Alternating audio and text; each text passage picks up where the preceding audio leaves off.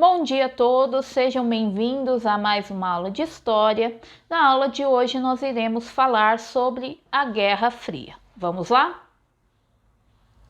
Bom, gente, a Guerra Fria ela é um conflito que se inicia com o fim da Segunda Guerra Mundial.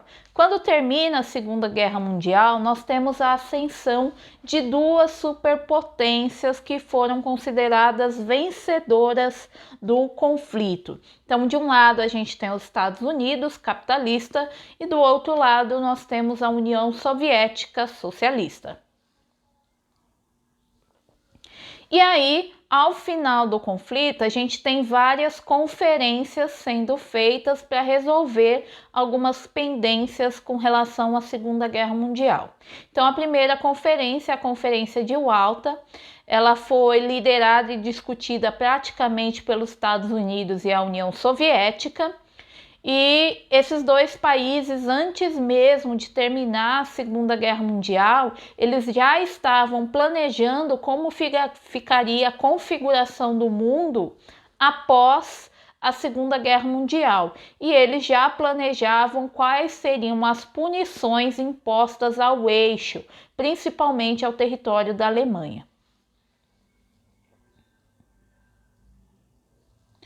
Bom, nós temos também a Conferência de Potsdam.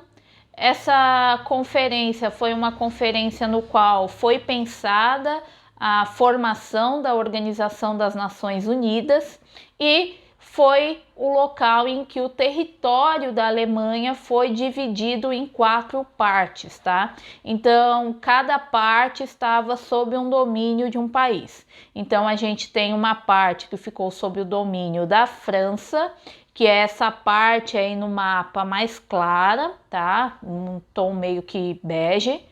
Nós temos o território que ficou sob o domínio da Inglaterra, que é esse território em verde. O território que ficou para os Estados Unidos, que é a área em azul, e o território da União Soviética, que é a área em vermelho. Então, basicamente, a Alemanha foi dividida aí entre aqueles considerados vencedores da guerra. Lógico, as áreas mais ricas e mais desenvolvidas da Alemanha ficaram sob o controle dos norte-americanos e dos soviéticos. Bom, gente, então o que foi a Guerra Fria, tá? É uma guerra que vai durar muito tempo, ela vai se iniciar em 1947 e vai até 1991 com a queda aí da União Soviética e do governo socialista. Então, o que acontece? Primeiro, por que ela é chamada de Guerra Fria? Porque não vai haver um confronto direto entre as potências. Ah, professor, então não vai ter guerra, não vai ter conflito? Vai, mas conflitos indiretos. Então, os Estados Unidos vai ajudar num território em que está em conflito, a União Soviética vai fazer a mesma coisa. Então, eles vão se envolver em conflitos menores que estavam ocorrendo, mas um conflito direto entre os Estados Unidos e a União Soviética não vai ocorrer, vai ficar só no campo das ameaças. Por isso que é chamado de Guerra Fria. Então, basicamente, ela se caracteriza pela disputa política, econômica, tecnológica, ideológica entre os Estados Unidos e a União Soviética.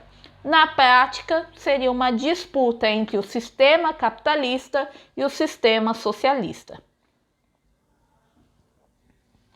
Bom, e aí então, considerando isso, nós temos a formação do bloco capitalista, que era liderado pelos Estados Unidos da América, e nós temos todas as influências dos Estados Unidos, do bloco capitalista. Então, toda essa área do continente americano aqui, com exceção de Cuba, que mais tarde vai se aliar à União Soviética, vai acabar fazendo parte do bloco de aliados dos Estados Unidos, tá bom? Essa área em amarelo seriam as colônias europeias, que mais para frente a gente vai falar um pouquinho sobre elas. Essa região em verde seriam os aliados dos Estados Unidos e essa riscadinha aí também.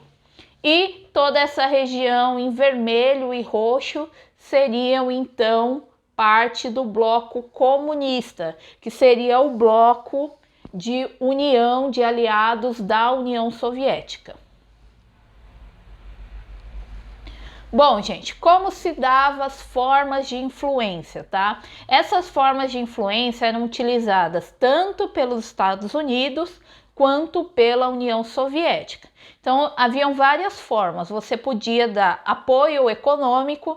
Então, o território acabou de passar pela Segunda Guerra Mundial, gente. Muitos territórios estavam completamente destruídos, precisando de ajuda para se reestruturar. E os Estados Unidos e a União Soviética, que eram potências econômicas naquela época, começaram a financiar esses países para eles poderem se reestruturar. E é lógico, esse financiamento não vinha de graça, eles precisavam do apoio desses territórios. Quando o apoio econômico não funcionava, vinha a pressão diplomática, que seria o quê? Pô, a gente está te ajudando, você não vai estar do nosso lado, ou seu país não vai aderir às ideias da democracia, às ideias do capitalismo ou às ideias do socialismo. Havia aquela pressão, pô, já que você não é nosso aliado, não é nosso amigo, então a gente para de te ajudar. Então havia toda uma pressão em torno aí das ideias. E quando nada disso funcionava, aí a gente apela para a intervenção militar.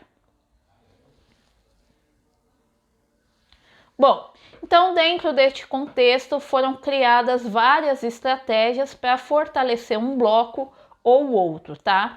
Então uma das estratégias que foi criadas foi a doutrina Truman. Ela foi criada em 1947, tá? Pelo Harry Truman, que era o então presidente dos Estados Unidos.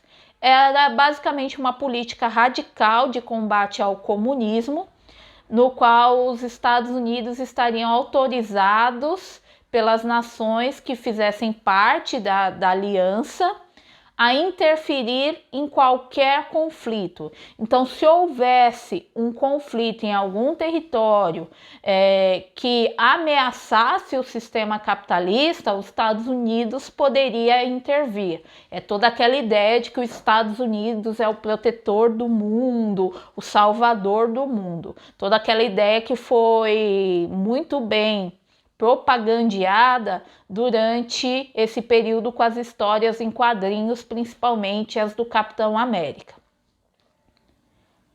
E basicamente foi essa estratégia de você poder interferir nos conflitos que acabou dando origem à Guerra Fria. E aí é lógico, nós temos também o Plano Marshall, que foi criado em 1947. O Plano Marshall, ele visava reestruturar por meio de empréstimos e criação aí de linhas de crédito as nações que seguiam o sistema capitalista e que viviam uma crise econômica por conta da Segunda Guerra Mundial, que é aquilo que nós falamos anteriormente. Os Estados Unidos, ele emprestava dinheiro para esses países se reestruturarem e já fazia aquela pressão diplomática para que esses países se mantivessem dentro do sistema capitalista e se mantivessem sob o controle dos Estados Unidos. Então, ao emprestar o dinheiro, os Estados Unidos criavam uma dependência econômica desses países para com ele. Só que é lógico que a União Soviética não ia ficar para trás. Então a União Soviética cria o Comecon em 1949, em resposta ao plano dos Estados Unidos. Então, basicamente, esse conselho visava emprestar recursos financeiros para a reconstrução das nações que foram atingidas pela Segunda Guerra Mundial, como, por exemplo, a Alemanha Oriental, a Tchecoslováquia, a Polônia, a Bulgária, a Hungria, a Romênia e Cuba, que eram aliados da União Soviética. Então, a mesma estratégia utilizada pelos Estados Unidos, a União Soviética também utilizou para manter ali a dependência dos seus aliados. Bom, nós temos também a organização do Tratado do Atlântico Norte, que foi a criação da OTAN em 1949, no qual os países membros incluíam Estados Unidos, Inglaterra, França, Canadá, Dinamarca, Bélgica, Itália, Portugal e alguns outros territórios. E basicamente eles não eram somente uma unificação para fins militares, mas também uma colaboração de desenvolvimento tecnológico e uma colaboração também de agências de espionagem. Começa todo o processo de espionagem durante a Guerra Fria. Inclusive a CIA acaba sendo criada nessa época para combater o sistema de espionagem da União Soviética.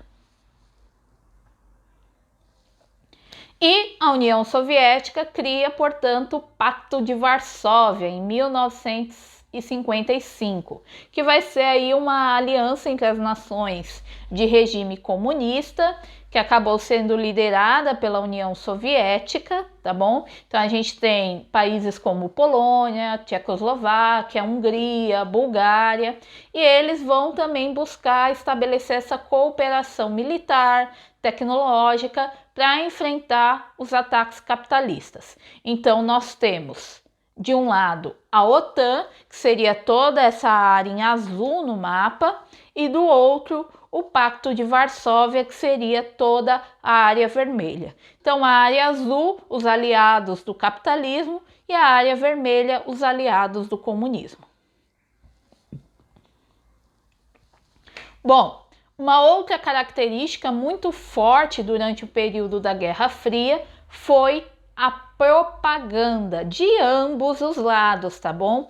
Então, o que acontecia? Os Estados Unidos utilizavam o poder da propaganda para demonizar o comunismo. Inclusive, por conta disso, de toda essa propaganda que foi feita durante o período capitalista, que muitas pessoas têm uma ideia radical em torno do comunismo, uma ideia de ser algo demoníaco, por conta justamente das fortes propagandas capitalistas. Inclusive, essas propagandas eram feitas através das histórias em quadrinhos, no qual os vilões eram sempre espiões da União Soviética ou eram comunistas. Então você tem uma reprodução dessa ideia através das propagandas, dos filmes, das histórias em quadrinhos, entre outras coisas. Só que se de um lado tinha essas propagandas, do outro lado também. Então a União Soviética também fazia uma forte propaganda contra o capitalismo nos territórios que ela tinha influência. Então sempre via o capitalismo como o ser ruim que estaria ali para corromper o trabalhador, como aparece nessa segunda imagem para vocês. Então o que acontece? Você tem toda uma propaganda contrária ao capitalismo. Inclusive, a União Soviética também tinha suas histórias em quadrinhos com heróis soviéticos que combatiam todo esse sistema capitalista.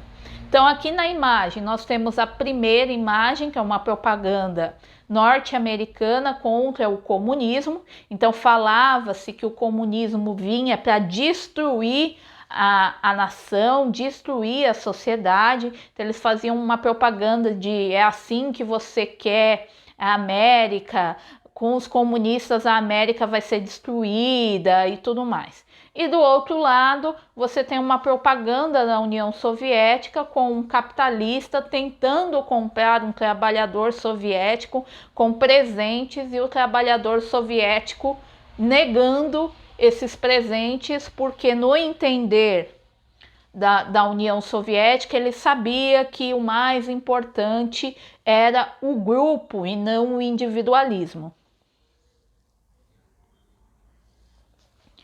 Bom, e dentro desse processo de propaganda, nós temos também o marcatismo, que foi empregado de 1950 a 1956.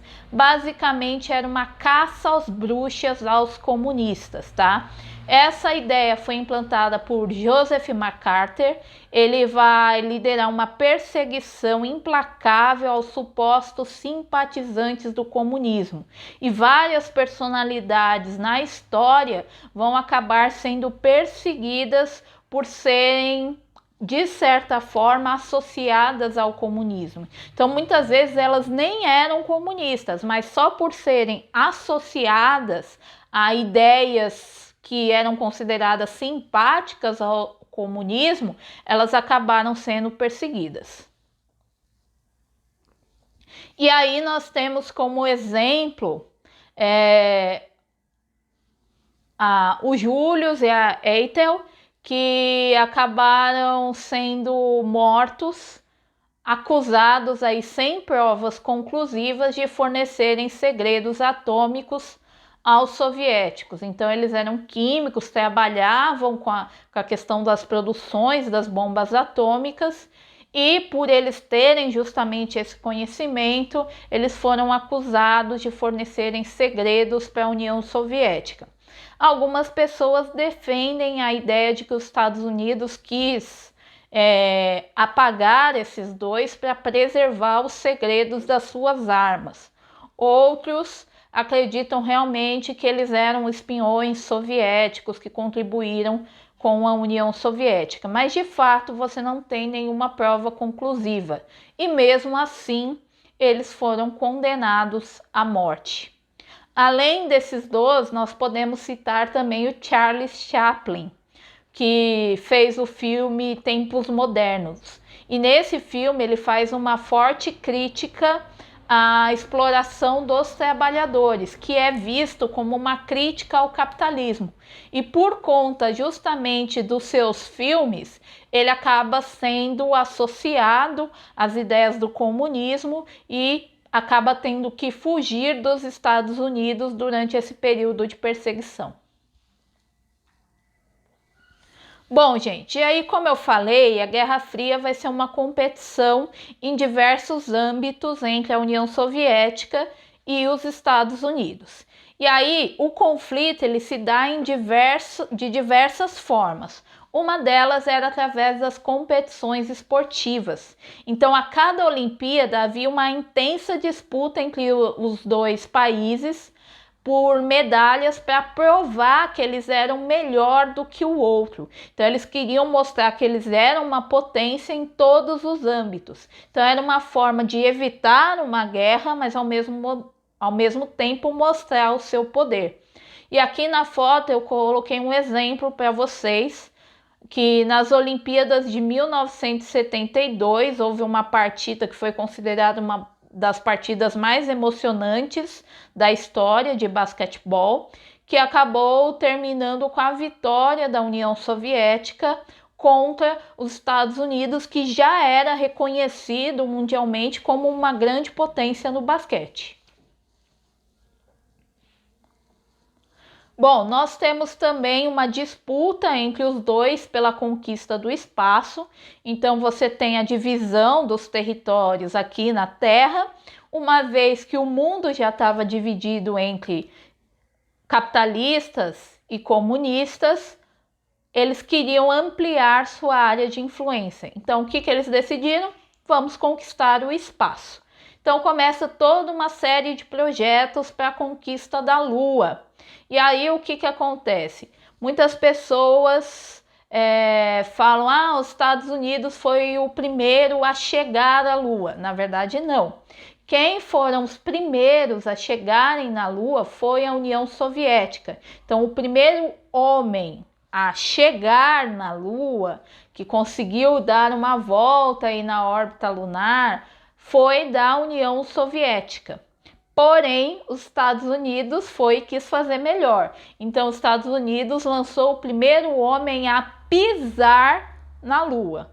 Então, ele deu um passo a mais do que a União Soviética havia feito. E até hoje esse pisar na Lua é contestado, pelo menos as imagens que os Estados Unidos transmitiu desse momento é muito contestada até hoje por conta de algumas situações aí que deixam uma certa dúvida com relação a esse momento. Mas o fato é que ambos investiram muito dinheiro nesse processo aí de conquista do espaço, a União Soviética sempre um passo à frente dos Estados Unidos, até que a União Soviética não tinha mais dinheiro para investir. Tanto os Estados Unidos quanto a União Soviética, gente, gastaram muito dinheiro, só que a União Soviética ela tinha menos estrutura, porque os países que ela estava ajudando não eram países industrializados. Então eles demoraram a se recuperar. Então isso fez com que a União Soviética gastasse muito e deixasse de lado a sua população. E isso gerou o quê? Miséria para a população, fome, e acabou causando a queda posteriormente da União Soviética. Bom, nós temos também a corrida armamentista, no qual os dois países queriam mostrar que eles eram mais fortes militarmente. Então, embora os dois possuíssem bombas atômicas, eles começaram a investir em novos armamentos. Então, investiram em armas químicas, armas biológicas, que foram desenvolvidas durante esse período. Algumas foram utilizadas em alguns conflitos que ocorreram ali durante esse momento, que eu vou acabar citando e explicando mais para frente, como é o caso da Guerra do Vietnã. Só que, de fato, eles produziam muitos armamentos, mas ninguém tinha coragem de dar o primeiro tiro. Por quê? Se eu lanço o primeiro tiro, eu sei que o meu adversário tem uma força militar tão boa quanto a minha. Então, se eu lanço uma bomba atômica, ele pode lançar uma bomba atômica também no meu território e nessa brincadeira a gente destrói o planeta. Bom, e um dos marcos aí mais importantes, considerados mais importantes, que são símbolo dessa divisão do mundo, é justamente a divisão da Alemanha, tá? Então, a Alemanha, em 1949, ela passou a ser formada basicamente por dois territórios. Então, a gente tinha a República Federal da Alemanha, que seria a área capitalista, sob a influência dos Estados Unidos, que seria, no caso, a Alemanha Ocidental, e a República Democrática Alemã, que foi criada pelos soviéticos, que seria a Alemanha Oriental. Só que a capital, que seria Berlim, ela também foi dividida. Então a gente tem Berlim Ocidental e Berlim Oriental.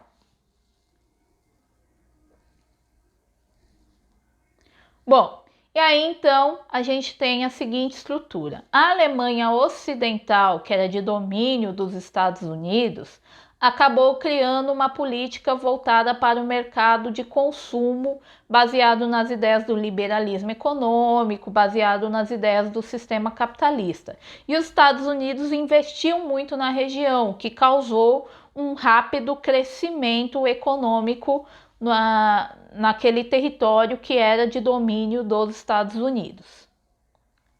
No caso da Alemanha Oriental, é um território que vivenciava já um certo atraso desde o período em que houve aí a unificação. Então era uma região que tinha poucas áreas produtivas, a principal atividade era a agricultura, tá? E basicamente você tem a estrutura organizada em latifúndios com posse de membros de uma minoria rica. Então, antes mesmo do período da Guerra Fria, a Alemanha Oriental já vivenciava um atraso em relação ao outro lado da Alemanha. E isso vai acabar se destacando nesse momento aí da Guerra Fria. Bom, E aí então a União Soviética, para tentar evitar a evasão da mão de obra da Alemanha Oriental, eles decidiram fazer a construção do Muro de Berlim. Então, essa construção ela se inicia em 1961 e a ideia era justamente impedir que a mão de obra de uma região passasse para outra. Na ideia da União Soviética, se isso acontecesse, estaria fortalecendo o sistema capitalista. E aí então, gente, ele começa todo o processo da construção. Aqui é só para vocês terem uma ideia de como era esse processo aí do Muro de Berlim, tá bom? Então, esse é um esquema do Muro de Berlim, em 1983. Então, é um muro de 3,6 metros de altura, fabricado com placas de concreto arredondadas no alto para impedir que fosse escalado. Então, se você chegasse ali no topo, ela era arredondada e dificultava para você passar. Então, você tinha esse muro do lado ocidental e o muro do lado oriental. No meio, você tinha o que seria uma ideia de uma terra de ninguém, tá? Então você tem aí a proteção para evitar a transposição de um lado para o outro. Então você tem aí vala, areia, armadilhas durante todo esse caminho, tá? Então você vai ter também cães de guarda, cerca elétrica com arames, você vai ter carro de patrulha passando por todo esse corredor, você vai ter uma torre de controle de guardas que qualquer um que aparecesse ali, ele tinha autorização de atirar. Então você tem toda uma dinâmica para evitar a transposição de pessoas de um território para o outro. E o Muro de Berlim foi uma situação muito complicada, porque não só separou o território, mas também separou famílias que durante anos não puderam se ver, não puderam ter contato por conta desse muro. Bom, gente, por hoje é tudo. Espero que vocês tenham gostado da aula. Se cuidem e até a próxima.